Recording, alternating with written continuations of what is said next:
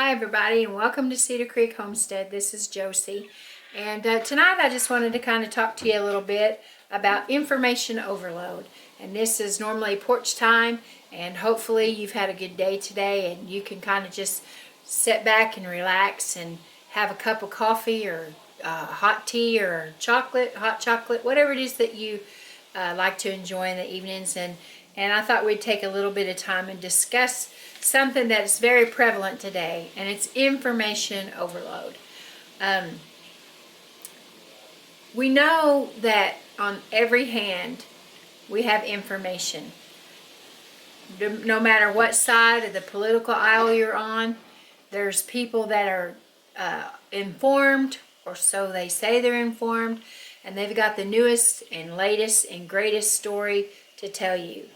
And that can be pretty overwhelming in this life, considering all the things that we have to worry about, that we fret about, that we catch ourselves doing things that really is not really good for ourselves, to be fearful and to get caught up in all of these things that take our mind off of really the goal that we have, and knowing Jesus and paying attention to the things that pull us in one direction or the other and make us feel like we are just totally out there by ourselves.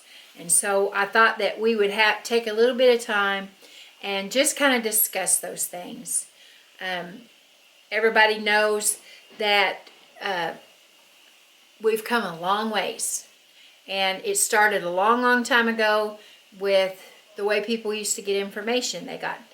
They had the telegraph, and they had newspapers. And remember all the old cowboy movies where the bad guys would take down the wires for the telegraph, and then you didn't have any news. You didn't know that the bad guys were getting ready to come into town and rob the bank, or whatever it was that they were going to do, the mischief that they were up to.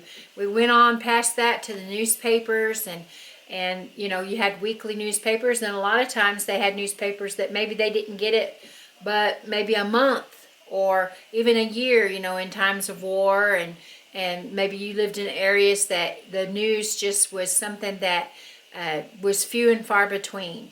And now look how far we've come. We've went from radio broadcast, and then we went to television and cable television, where every channel tells you a different story. You know, they all have their version of what happened. And everybody's trying to beat each other to the punch and trying to, you know, be the first ones that get the story. And really, they don't care. It doesn't really matter to them how accurate they are with the story. They just want to make sure that they've got the information first. And so we're pulled in every single direction today. You know, most of you know all the stuff that happened with Howie. And we were pretty big news, I wouldn't say news hounds or anything like that, but we tried to keep up on the topics of the day and tried to follow things that was going to affect our lives, and our church life, our business life, our family life. We wanted to know those kind of things, and we wanted to stay up on it. But we had to make sure that there came a time that we turned everything off. And I remember before we got sick with the virus, you know, all the stuff with the elections was going on, and it just got to be such an anxious thing with me. I had to hear it. I had to hear what was being reported. I didn't necessarily change from cable channel to cable channel because you know, you just know the ones that your own self trust for the information that you were getting. And so I was watching cable news, and Howie was had ones that he really trusted. And so I caught myself getting caught up in this anxiety and fear and overwhelmed feelings. And even our son Blade, he was like, "Mama, turn the news off." And I got caught up, and I had to know the latest thing. Well, you know, if you watch it long enough, especially on the cable news television, it's like on a loop. It's repeating the same stuff over and over. You catch yourself, maybe it'll change in the next loop, and it doesn't ever change. So I had to get to where I turned it off. But then when we got sick like the first week of December, and the whole month of December, the hospital stay and all the things that transpired. I lost track of the news and the things that were going on, unless it was something pretty explosive like the thing that happened at the Capitol and that kind of stuff. I heard a little bit about that, but I didn't hear the other stuff. And honestly, I was so busy and so occupied with the things that were really important to me at that time and still important to me, that the news just kind of went by the wayside. All of you know I have to have notes or I forget, and so bear with me when I'm looking down tonight. But Howie always had this saying, telegraph, telephone, tell a woman. And he said that jokingly, he liked to have fun. But you have to be careful where you're getting your information from. A lot of people that you run into, and I've had people in my life that are this way, they would rather climb a tree and lie to you as stand on the ground and tell you the truth. There are people that have this gift, if you want to call it a gift, that they can look straight at you, like I'm looking at you in this camera lens. They can look straight at you and they can tell you a story that you will absolutely 100% believe that they're telling you the truth. And maybe sometimes we're gullible. I can be gullible sometimes. When Howie and I first got married, he would tell me, I'd ask him a question, and he would think he's real quick to answer me. And he would tell me something off the wall, some kind of oddball thing, and I would believe him because he told me and I trusted him. And why would he tell me something that wasn't true? Now, he was teasing, he wasn't lying, but, because he would later come back and say, and then I figured out that that's what he was about, and figured out that he liked to tease me that way. So then I became more skeptical of what he was saying. It's okay to be skeptic of some things. It's okay to question. You don't want to be someone that doesn't ever believe anything, but it's okay sometimes to, what is the saying? Trust but verify. And we get all of this information coming in, pouring into us, and it can get us down, it can get us drained, it can get us feeling like there's no hope and there's no way that we can possibly survive any of this stuff. And so we have to take care of ourselves, and we have to learn some things, get some things in our tool bag that'll help us to take care of when we're anxious and when we're worried and when we're fearful. I read this quote, and I'll have to read it to you because I can't remember it exactly. So it says, a lie doesn't become the truth. A wrong doesn't become a right. An evil doesn't become good just because it's accepted by the majority. And that was from Booker T. Washington. And those are true words. A lie never becomes the truth. A lie is a lie. It never, ever does it become the truth. A wrong doesn't become right. And boy, isn't that true today? It's always been true, but it's very true today. I was always told when I was a kid, 2 wrongs don't make a right. And we need to make sure that we're not seeking to right the wrong by doing another wrong, because wrong never becomes right. And evil doesn't become good just because it's accepted by the majority. Just because the majority is saying, this is the way to go, or this is the right way to say things now, or this is what we believe this year, that doesn't mean that the evil becomes good because the big group is saying that. If it was wrong yesterday, it's wrong today. God never changes. And we need to remember that we can trust when God tells us something, when we read it in His Word, what He says to us, we can trust that He never changes. Never, never changes. We need to learn to discern the things that we're hearing. We need to pray and ask God to give us discernment so that we can, figure out the things that we're hearing. All the stuff that's coming out now, I hear them, and they sound like it could be right. It sounds good. It sounds logical. But then, you start to think, I don't know if that's right or that's wrong. And you have to be careful about repeating things. And it's so easy I've seen it a lot on Facebook where and other platforms where someone will repeat a story, share a story that they saw from someone else. And I've been guilty of this, and Howie had been guilty of that too, where you shared the story and it ended up not being real. It ended up being a false story. And they are so clever. They can make things look like it's the absolute gospel. And you'll get in trouble. You know how things are going now. Your little channel will get shut down if you're not careful. The Bible says in 2 Timothy 2:15, study to show thyself approved unto God, a workman that needeth not to be ashamed, rightly dividing the word of truth. We need to study things that's going to be food to our soul. We need to dwell and ponder things that's going to be good to us. The information that's out there today, you can look on this thing and you can get anything you want to know. Can come right up on here. Now y'all know that I'm just now learning to use this thing, so I don't even know how. Cheyenne had to show me today how I got it stuck on this, and I couldn't figure out how to get back off there, and she had to show me how to do it.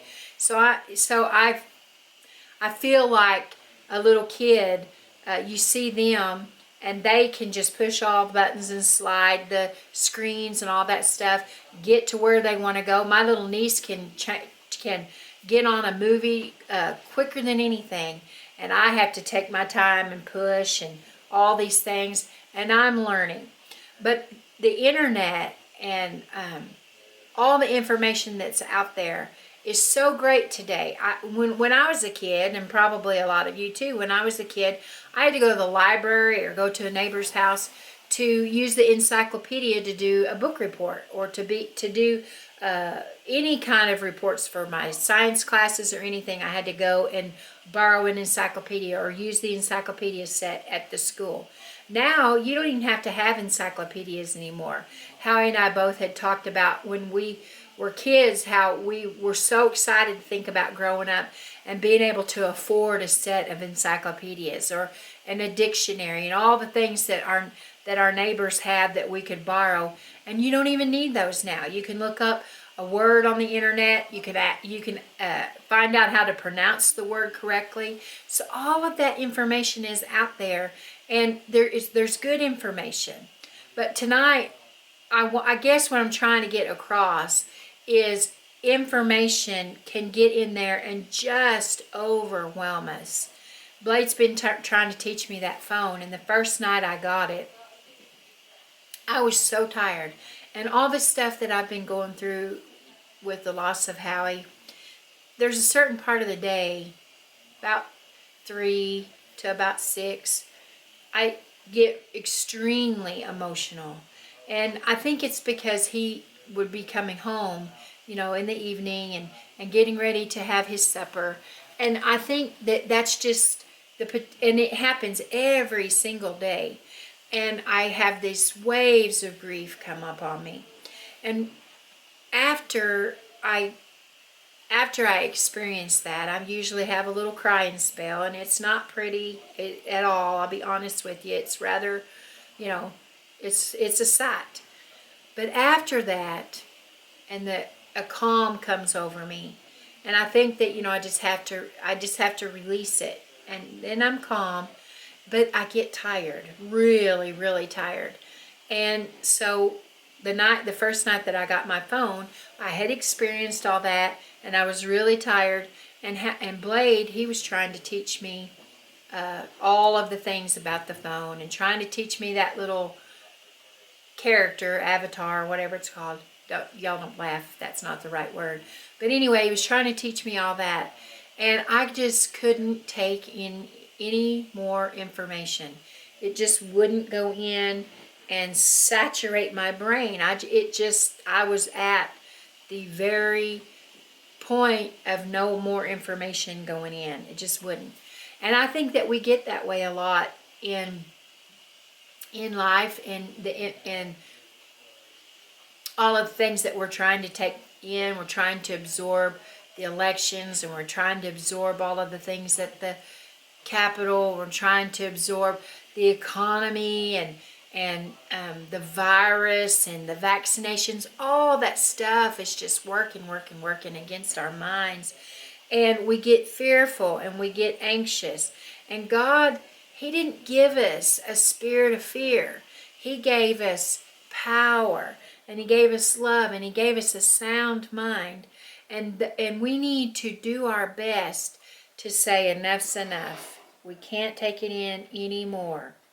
Howie had information sources that he trusted, and I'm learning to look at those information sources and try to weed out the things that don't really make any sense to me, that overcomplicate it. I wish that we had somebody that we could trust that would just sit down and say, this is what's going on. This is the shape we're in today. This is the economy. This is this. And tell us the news without putting in their opinion. Let us absorb it. Let us discern it. Let us divide it. Let us put it up against the Word of God so that we can figure out if what we're hearing lines up with what we believe. It makes me think about when 9/11 happened. Blade was just little bitty. And I was at work. I worked at the home offices of Walmart. And at that time, Howie worked for Sears, and I had to be at work before him. And he called me on the phone. We were I don't even really know what we were discussing at that time. But while I was on the phone with him, and he might have actually called me to tell me about the first airplane hitting the first tower. And while I was on the phone with him, the second plane hit the second tower.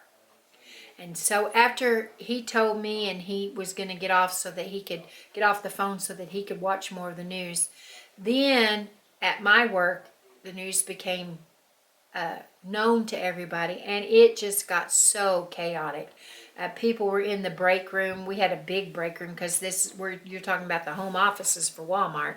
So we were in the break room watching the televisions and all the information coming in. And remember, those of you that remember, the president was in a plane and they weren't sure where he was, or they were trying to take him to an undisclosed location. And, we're worried about Congress. And then we hear that the Pentagon had gotten hit. The other plane went down. Well, it just became crazy at work. And they began to leave. I had thankfully filled up my gas tank the night before and didn't need any gas. So I stayed at work. But my friend, Margaret, she went to get gas along with a whole bunch of other people. And when she came back, she said, "You won't believe it. They're already fighting over gas." They were fighting, standing in line, fighting for gas. And then by that evening, there was price gouging on the gas.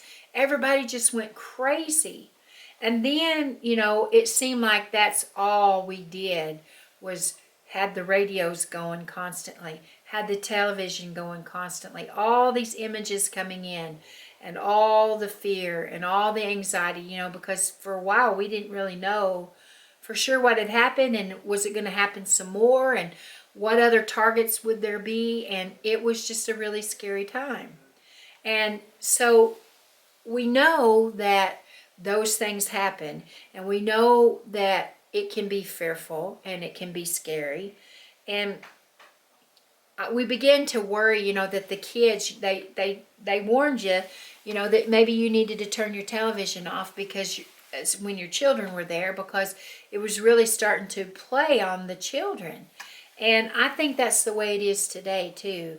If we're not careful, we're so used to hearing noise all the time. I'm amazed when you sit at home and nothing's on and you can start hearing your little clock ticking.